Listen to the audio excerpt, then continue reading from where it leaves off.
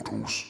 Tonight we open two doors, one to the skies, and one to something far older, locked in glass and salt. What you're about to hear still haunts those who saw it. Long before flight was measured in feet and knots, before satellites watched the skies, stories spread on the wind. They spoke of giants, winged beasts that lived in the clouds and could call down storms with a flap of their feathers. The Thunderbird, it was called. Not metaphor, not myth, but an omen, a warning. Among Native American tribes, Lakota, Ojibwe, Algonquin, Thunderbirds were more than legends. They were sacred, powerful.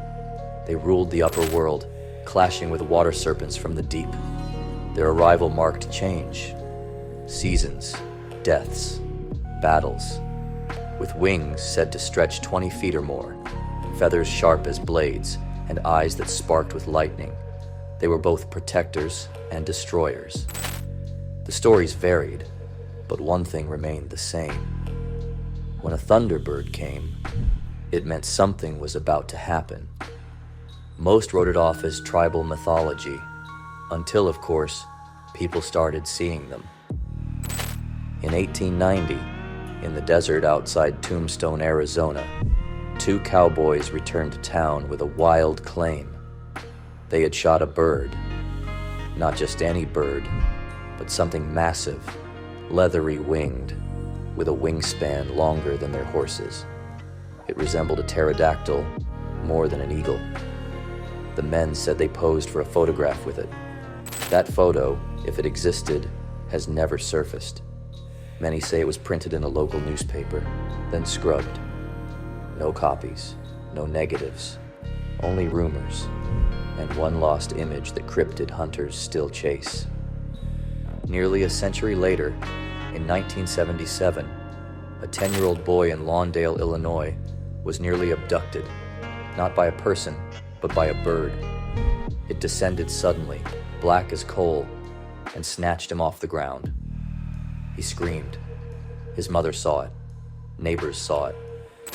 The creature carried him for nearly 40 feet before dropping him. The child lived, but the scars, emotional and cultural, never faded. Police took statements. Reporters covered the story. Still, no answers came. And then, Alaska, 2002. A pilot flying over the tundra near Manakotak spotted something impossible. A dark silhouette soared below him. Not a plane, not a drone. A bird, wings stretched longer than a small aircraft. He radioed it in. Other pilots confirmed the sighting. None of it appeared on radar. The creature vanished into the cloud line. 16 years later, a woman driving near Togiak saw it too. She described it as a shadow with feathers gliding above the trees. She pulled over. It passed above her car. She later said it felt like a bush plane had flown directly over her. Silent, massive, and watching. Then came 2023, Chestnut Ridge, Pennsylvania, a hotbed for cryptid sightings and strange phenomena. Researcher Stan Gordon, veteran paranormal investigator, documented a surge in reports. Low-flying shadows, birds that didn't match any known species. Locals described seeing glowing eyes at night. Some claimed their livestock vanished. Others reported hearing something enormous, flapping overhead after midnight. These weren't isolated claims.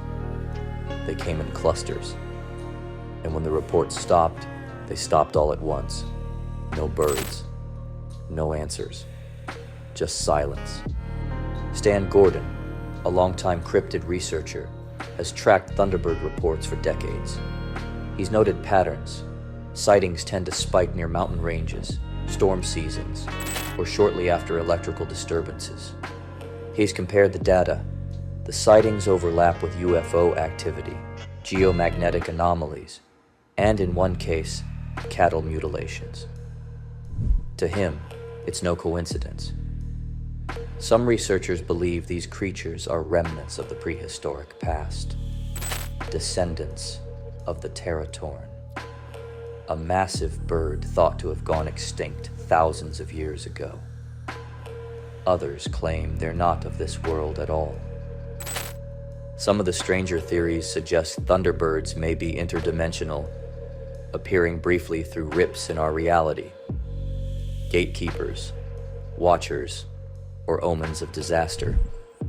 One researcher even claimed a Thunderbird sighting preceded a major military accident at a nearby base. The official report was classified. The timing wasn't. Skeptics chalk it all up to misidentification, large eagles, exaggerated stories, or mass hysteria.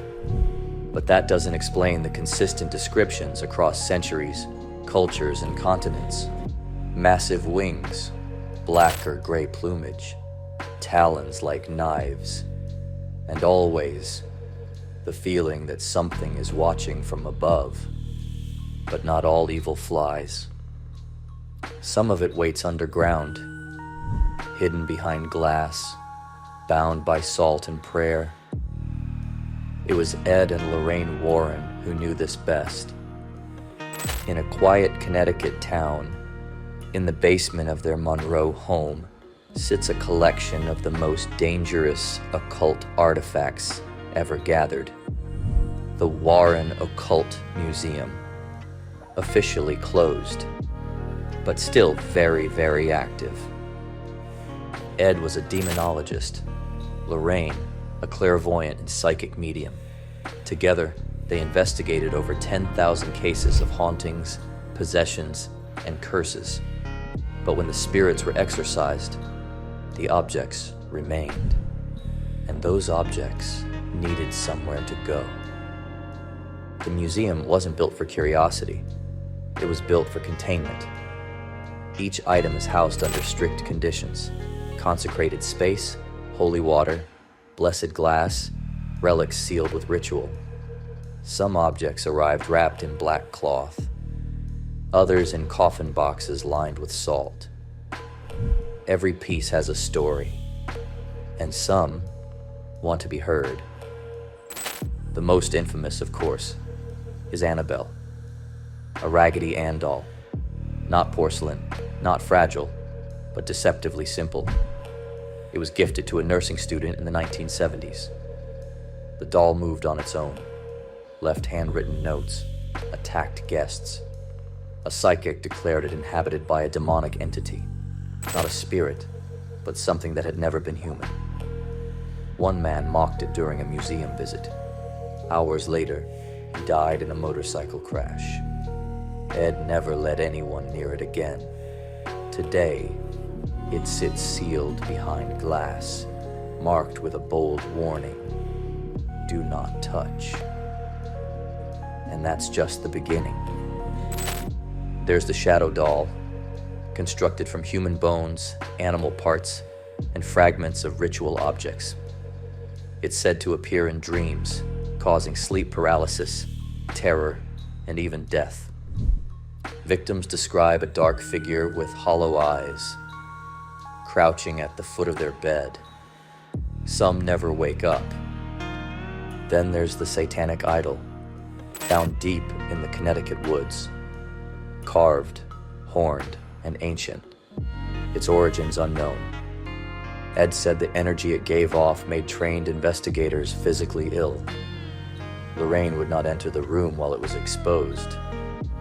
The haunted organ doesn't connect to power, and yet it plays. Visitors have heard music echoing from the basement late at night, always the same 4 notes. Investigators checked the wires. Nothing. One priest claimed the tune matched an ancient funeral rite. The conjuring mirror is covered at all times. It was used in scrying rituals, attempts to peer into the other side. Lorraine believed it to be a direct portal. One man stared into it for several minutes. He was later institutionalized after claiming to see faces melting behind glass. The rest of the collection? harder to catalog. Possessed masks, blood-soaked prayer books, dolls from tribal rituals, effigies wrapped in wax, each cursed, each bound. The museum, for a time, allowed visitors, but many experienced strange effects: dizziness, scratches, nausea. Some fainted. Others left with something they didn't bring in. One man dared to challenge Annabelle. He laughed, took a selfie. That night, his motorcycle struck a tree. He never made it home. Priests from the Vatican have visited the museum. Some returned, some didn't. Tony Spera, Ed and Lorraine's son-in-law, now oversees the collection. After Lorraine's passing, he closed the doors. Officially, it was a zoning issue. Too much traffic, too many tourists. But unofficially, some believe something inside wanted out, and it still does. Now only virtual tours exist. The items remain sealed. The basement is locked. But the energy still hums. And every so often, a new artifact arrives. An object tied to a case too dangerous to dismiss. It joins the collection. It stays in the dark. And sometimes, it taps the glass. Wings in the clouds, screams from the woods, whether in the skies or locked in a box. Something is always watching. Until next time, mortals, keep your eyes up and your hands to yourself.